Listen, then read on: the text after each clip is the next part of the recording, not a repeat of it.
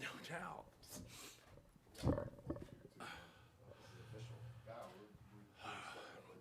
High level.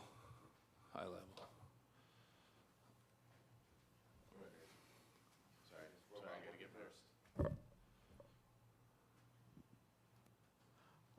first. Ways that you think Kentucky, in particular, is going to challenge you, what you want this team to be defensively this year, guys like Owe and the way they can play downhill. Just how does that play into Right. what you want to see from this team defensively? Yeah, obviously, playing this game was also, choosing the environment too.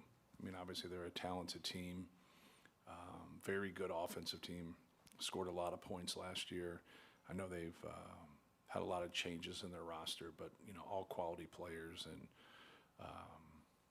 he's a very good coach. Offensively, they do some really good things, but really just focusing on what we're doing right now at this point, and just wanting to go and play a high level game in a tough environment and see where we are. Just no matter what happens, we're going to be a better team after we play this game. I know you can play everybody and still hold out the redshirt possibility, but will you play everybody? I don't know. We'll see. We'll see. Rowley's gonna definitely redshirt, so I talked with him because obviously as a sophomore you can't play in these games and still redshirt. The true freshman can. So that's the only thing that we have gotten to at this point. The process of managing as many bodies as you have, how good of a problem is that? And it is still a problem, though, right? Yeah, it's great. It's we felt like when we signed Oscar more than anything that we had to shore up, our lack of interior defense with him and Daniel coming back, and then help us, from a rebounding standpoint, getting, Antoine and Omer giving us, another ball handler, whoever's in the game, we thought would really, really help us. And then as we took Oscar and really lost Cam, we said if we want to play small and play like we did last year, not a lot, because I don't think we can go to a Final Four and win it all playing small. But I think there could be segments of a game that you do, because I think we proved that it was really good for us offensively. We needed a face-up four. And then with Liam, that's why we went out and got him. While our summer, Liam was hurt, Raleigh was hurt, Oscar had visa issues, and Daniel played, 19 and unders. So JB ended up playing the four just because we had to in practice, and then it was like, oh man, this really works here. Like this works as him as the four, so that's where we slid him, but we didn't have intentions in the spring of doing that. But the summer kind of organically just, it happened, and but there's not a lot there. As if we play big in a game and we don't play small at all, which I think will happen a lot, TK has about 30 minutes there, and there's only 10 minutes to grab. So you can't split that between two people. And so we understand that, and everybody understands that. So it's going to be a lot of sacrifice. If you're going to win big, you still have to go out there and do it. But we have a lot of options. If there's sometimes when you have struggles with a certain team, you got to keep working through it and play through your mistakes, and that's what all players want. Well, coaches don't always. If you have other options that are valid, you're going to move to those. And so, like, we have a deep team, we have a competitive team, and that's what we're going to be able to do.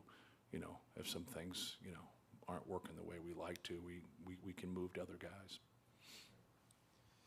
Just how do you treat this where I don't think you scout this like you're playing Rutgers in December, or if you scout it at all, and development clearly is more important than winning. Just how do you treat these exhibition games and these Hornets' nest that you keep scheduling every year? Yeah. Well, that's why we're doing it, and that's why they don't return it, because we like the fact of going somewhere and playing on the road early in our season. And if you don't play one of these exhibition games, then that's going to be your first experience for your freshmen and your new guys. And so that's why, I think it's important for us to be able to go to Arkansas or Creighton or Kentucky to get ourselves ready for the Alabamas of the world. And because that's going to be a tough non-conference game for us. And that third game doesn't mean that we can't get beaten our first two, because we can.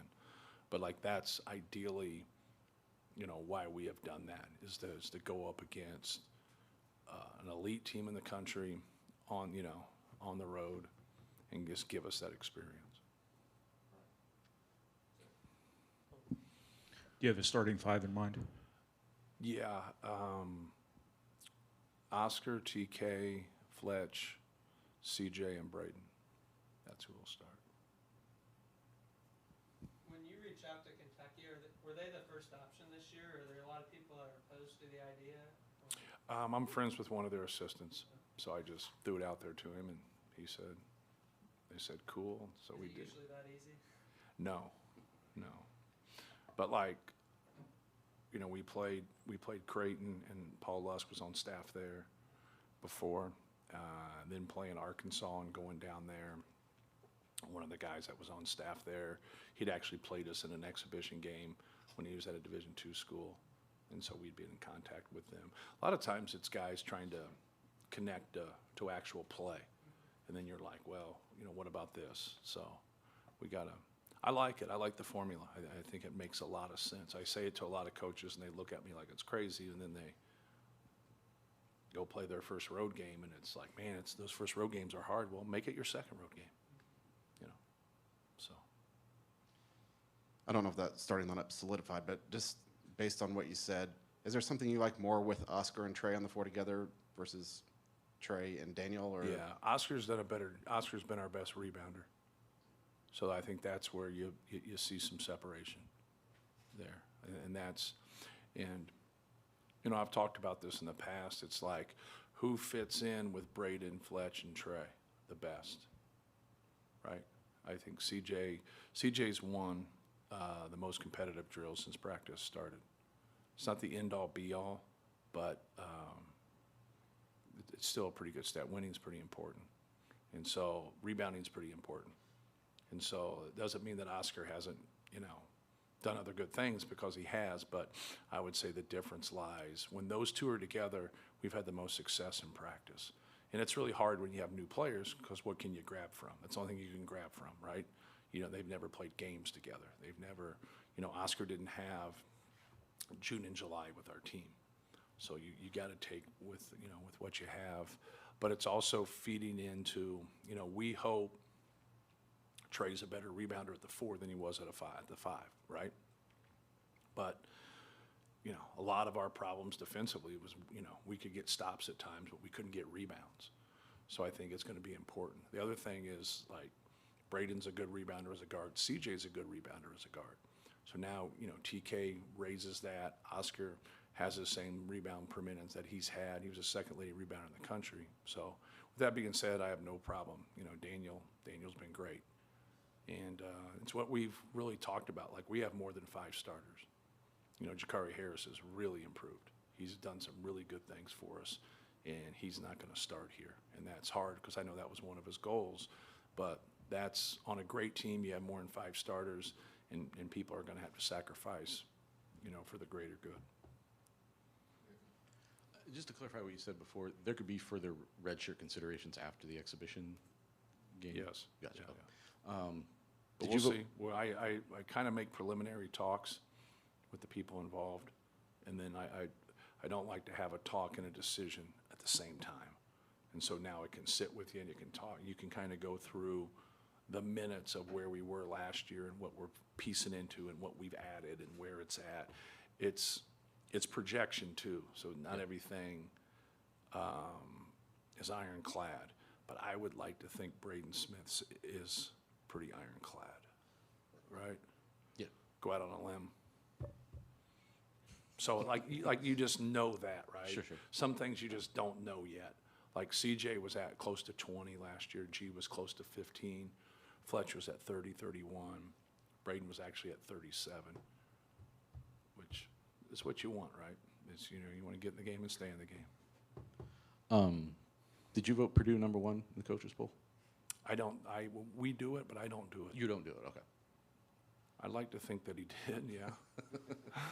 Who does handle it? Elliot. Oh, Elliot does. Okay. Elliot, yeah. Gotcha. He actually pays attention to it. I used to do it my first 3-4 years when I was here, and then we would do it together. But like he just doesn't make stabs at it. Like he actually pays attention to it.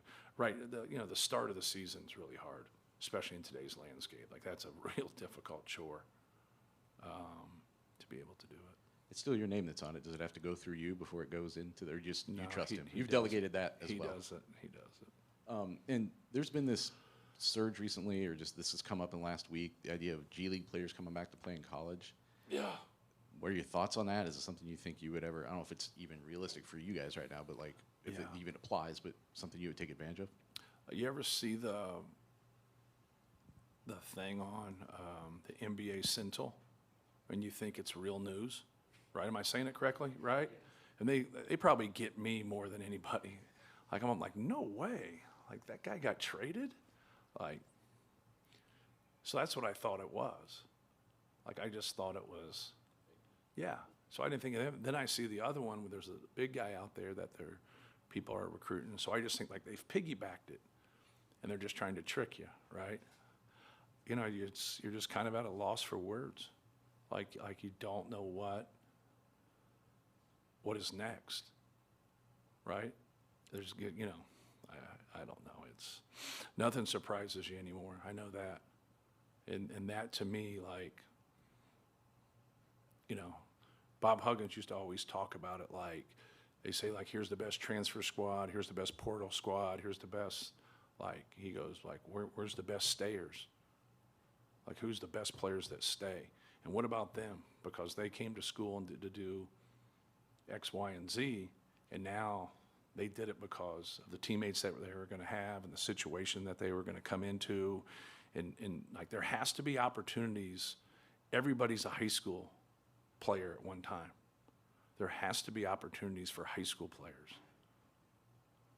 And why are we taking away from high school players?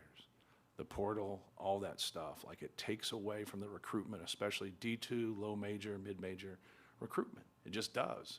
Because now these coaches, they want to win. They want to keep their job. They don't want to have to move their kids from one school district to another school district.